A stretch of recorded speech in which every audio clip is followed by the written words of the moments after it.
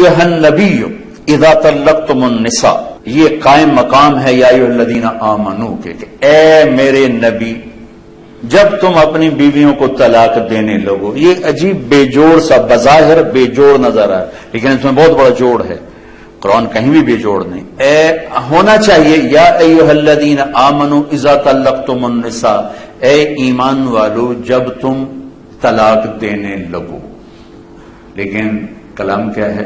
یا ایھا النبی اذا طلقتم النساء. کیسا عجیب سا ہے، اے میرے نبی. اور جب آپ لوگ اپنی بیویوں کو طلاق، کتنا بظاہر عجیب سا التفات لگتا ہے. ہو نہیں، اس میں بڑا گہرا ربط اور تعلق ہے. میرے نبی نے فرمایا حلال چیزوں میں اللہ کو سب سے زیادہ نفرت طلاق سے ہے. حلال چیزوں میں سب سے زیادہ نفرت طلاق سے ہے. ابغض الحلال الطلاق، سب سے زیادہ نفرت اللہ کو طلاق سے ہے. اور آپ نے کہا علی طلاق دینے سے بچنا. جب ناجائز طلاق دی جاتی اللہ کا عرش کانپ اٹھتا ہے، کانپ اٹھتا ہے. ابھی چند دن پہلے دو بہنیں ملی مجھے آ کے، تو ایک بہن کی گود میں بچی تھی. کہا جی خامن نے طلاق دے دی کہ بیٹی کیوں پیدا ہوئی؟ طلاق دے دی، بیٹی کیوں پیدا ہوئی؟ اللہ اکبر، کیا ظلم و ستم. چند دن پہلے ایک خاتون ملی، ان کی 3 بیٹیاں ہوئی، تو سسرال والوں نے گھر سے نکالے تو دیاں جمی جانے، گھروں کو بڑی منوس آ گئی. تو یہ دن رات کے واقعات ہیں، سن سن کے کلیجہ پھٹتا ہے میرا. یا ایھا النبی اذا طلقتم النساء، اللہ یوں کہہ رہا ہے اے میرے نبی میں آپ کو سفارشی بناتا ہوں ان ایمان والوں سے، آپ کے ذریعے سے بات کرتا ہوں کہ طلاق نہ دیا کریں، طلاق نہ دیا کریں. لیکن اگر دینی پڑ جائے، چونکہ طلاق ایک ضرورت کی چیز ہے کہ نباہ نہیں ہو رہا، ٹھیک، کسی وجہ سے نہیں ہو رہا، پھر ٹھیک. لیکن جیسے میں بتا رہا ہوں بیٹیاں پیدا ہو گئی طلاق دے دو، ساس کو بہو اچھی نہیں لگی طلاق دے دو، میں تیری ماں انہوں طلاق دے، میں تینوں اپنا دودھ نہیں معاف کرنا انہوں طلاق دے. یہ ظلم و ستم تقریباً ہر گھر کی کہانی ہے. باپ کو پسند نہیں آئی طلاق دے، مناسبت نہیں پیدا ہوئی، جوڑ نہیں بیٹھا، اب طلاق ہو سکتی. اب جبر کرنا نہیں بیٹی گزارا کر، نہیں بیٹی گزارا کر، یہ ایک اور طرح کا ظلم ہے کہ ہماری مشرق کی بچیاں سسک سسک کے پھر مر جاتی، کسی ویشی کے پلے پڑ گئی ہیں. وہ ہے ہی ایسا نہیں بدلنے والا، تو یہاں طلاق ہے کہ طلاق لو. اب ماں باپ کا ظلم ہوگا یہ کہنا بیٹی گزارا کر، بیٹی گزارا کر، بیٹی قربانی دے. یہ ستم یہ بھی ہو رہا ہے. اسی مر گیا تیرا کی بنے گا، یہاں آگے اس کو برباد کر دیتے. اس لیے میرے نبی نے عجب بات فرمائی کہ سب سے اعلیٰ درجے کا صدقہ تو میں بتاؤں. سبحان اللہ، سب سے اعلیٰ درجے کا صدقہ تو میں بتاؤں. کیا کہ جس کی بیٹی کو طلاق ہو گئی اور وہ گھر واپس آ گئی، اس پر خرچ کرنا سب سے اعلیٰ درجے کا صدقہ، سب سے اعلیٰ درجے کا صدقہ. اور آپ نے ساری بیوہ عورتوں سے شادی کی، سب بیوہ، ایک کنواری عورت سے شادی کی، باقی سب بیوہ یا مطلقہ یا بیوہ. اور اپنے خاندان میں بھی کی، باہر بھی کی. کہ کتنی ہماری بچیاں، چند دن پہلے ایک بچی کا فون آیا کہ جی میرے ماں باپ شادی نہیں کر رہے، کہ اپنی برادری میں کرنی، باہر نہیں کرنی، اور میری عمر جا رہی، اور گھر میں کوئی جو جوڑ ہیں، کوئی شرابی ہے، کوئی زانی ہے، کوئی کیا ہے، اور غیر بات گھر کرنی، باہر نہیں کرنی، گھر کرنی، باہر نہیں کرنی. بوڑھی ہو جائے، مر جائے، سسک سسک کرنے ہیں تو کسی شرابی کے پلے باندھ دینا. یہ ہمارے ملک میں یہ بت بہت بڑا بت. ماں باپ بچیوں کو برباد کر دیتے، بچوں کو برباد کر دیتے. میرے نبی نے قریش میں شادی کی، حضرت عائشہ، حضرت خدیجہ، حضرت سودا، حضرت حفصہ، حضرت ام حبیبہ. قریش میں دشمن گھر میں شادی کی، بنو امیہ، حضرت ام حبیبہ بنو امیہ سے، ابو سفیان کی بیٹی، ان سے شادی کی. قریش سے باہر شادی کی، حضرت جویریہ بنو مستلق، حضرت میمونہ ہلالیہ، ہلال سے. عرب سے باہر شادی کی، حضرت صفیہ یہودی خاندان سے، بنو قریظہ میں سے. خاندان میں شادی کی، خاندان سے باہر شادی کی، قوم سے باہر شادی کی. اپنی بیٹیاں،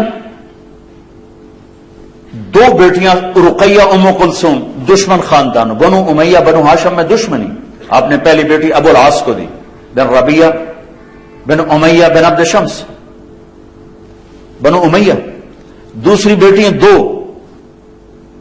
حضرت زینب ان کو دی، اور حضرت رقیہ اور ام کلثوم حضرت عثمان عثمان بن عفان بنو امیہ، صرف ایک بیٹی گھر میں دی، علی بن ابی طالب.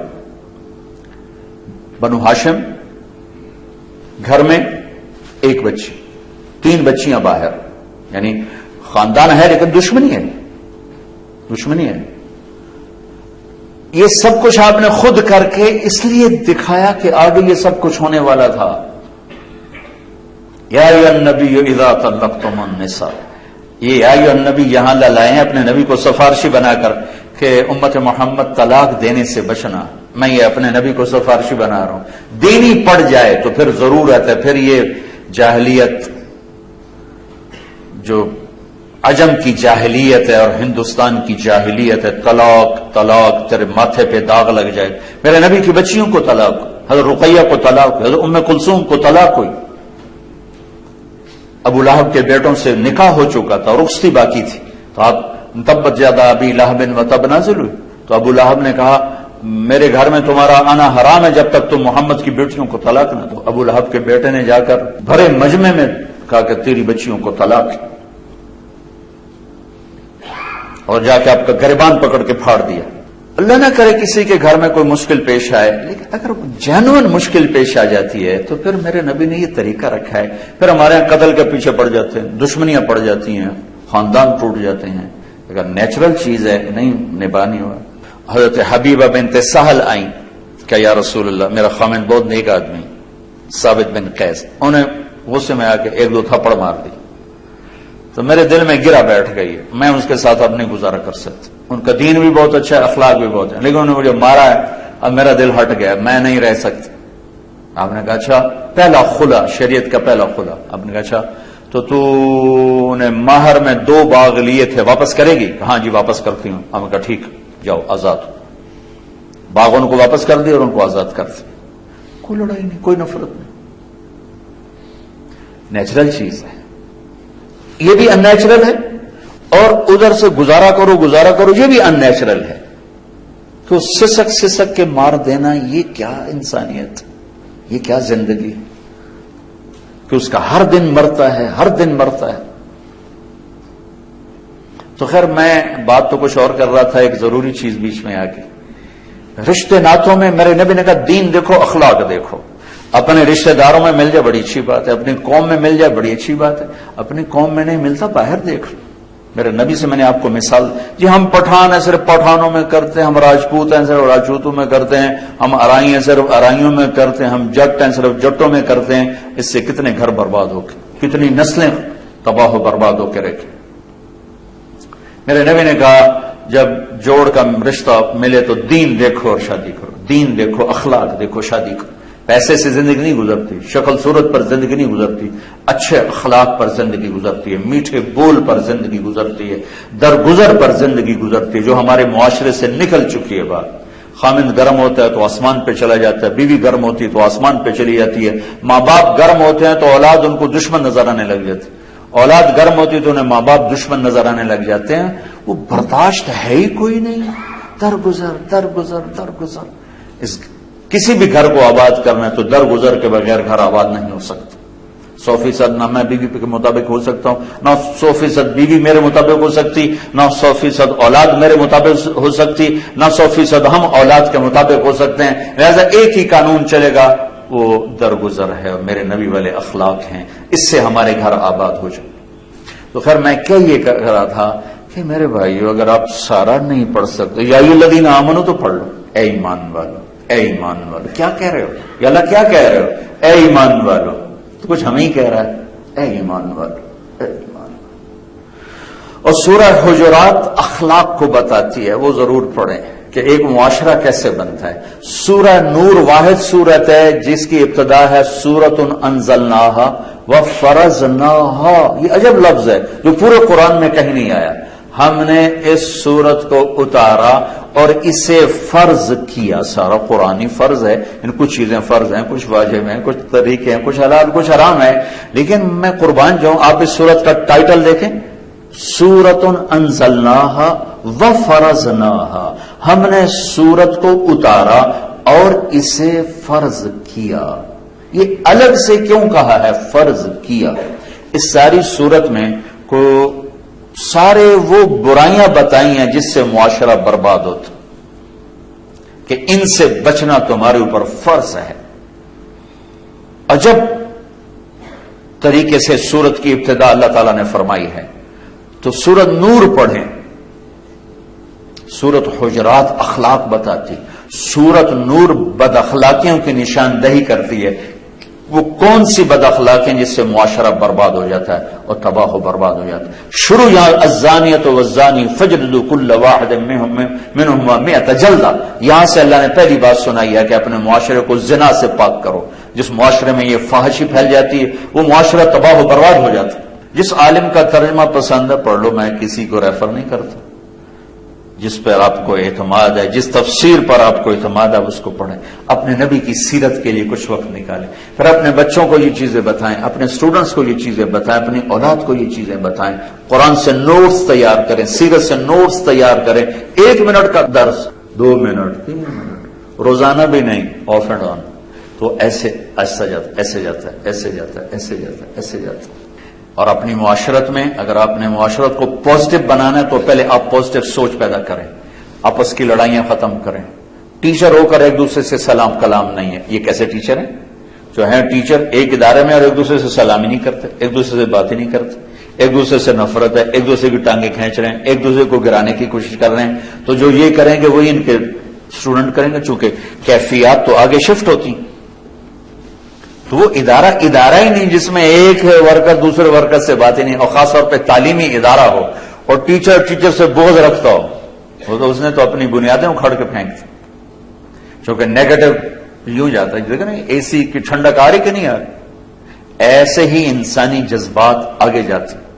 تو آپ ایک ادارے میں رہنے والے لوگ، مرد عورت چھوٹے بڑے، ایک دوسرے سے بولتے نہیں، ایک دوسرے سے نفرت ہے، بغض ہے، حسد ہے، گرانے کی تدبیریں ہیں، تو آپ نے تو اپنی نسل کو پہلے سے ہی غلط راہوں پہ چلا دیا۔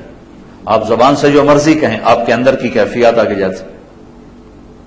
تو اپنے ادارے کو حسد سے پاک کریں، بغض سے پاک کریں، نفرت سے پاک کریں، توڑ سے پاک کریں۔ کوئی 2 آدمی، کوئی 2 مرد عورت، کوئی 2 عورتیں آپس میں ان کا بائیکاٹ نہ ہو، گفتگو بند نہ ہو، بول چال ہو۔ کسی کو اللہ بڑھا رہا ہو اس کے لیے دعا کرو، اس کے لیے خوشی سے دعا کرو، اللہ تجھے اور بڑھائے، اس کو شاباش دو، واہ بھائی واہ، اللہ تیرا نصیب اور کھولے۔ الگ بیٹھ کے اس کی ٹانگیں کھینچنے کی اسکیمیں نہ بناؤ کہ بھائی اے کرے این تو سٹی ہے ساڑی آپ پہ ویکھی جیسے، یہ ہمارا ماحول ہے، اینو تو ہے کری سٹو نہ آپ پہ ویکھی جیسے۔ تو اپنے اداروں کو آپس کی نفرت سے پاک کریں۔ یہ استاد بہت مقدس ٹائٹل ہے، بہت، سارے نبی استاد تھے، بادشاہ نہیں تھے، وزیر نہیں تھے، سیاستدان نہیں تھے، ڈاکٹر نہیں تھے، انجینئر نہیں تھے، ٹیچر تھے، ٹیچر، معلم۔ تو آپ سب پر، مرد عورت، آپ پر یہ لفظ فٹ آ رہا ہے۔ اس معلم کی شان یہ ہے کہ اس کو آپ حرص و ہوس سے پاک کرو، آپ اسے حسد بغض سے پاک کرو، آپس کی محبت آپس میں قائم کرو تاکہ وہ آگے شفٹ ہو۔ کسی کو اللہ اوپر لے جا رہا ہے اس کے لیے اور دعا کرو، اپنے لیے اور کوشش کرو۔ اب کی آپس کی فضا میں کوئی 2 آپس میں لڑ پڑے، تیسرا ان میں صلح کرائے۔ فریق نہ بنو، صلح کرانے کے چکر میں پڑو، اس کو اس کے قریب کرو، اس کو اس کے قریب کرو، تاکہ آپ کا ادارہ ایک ادارہ ہو۔ وہ ادارہ نہیں ہے جس میں کام کرنے والے ان کے دل پھٹے ہوئے ہیں، سلام دعا بھی ختم ہے، نفرت بھری ہوئی ہے، بغض بھرا ہوا ہے۔ تو بھائی یہ چند گزارشات ہیں، کوئی لمبا چوڑا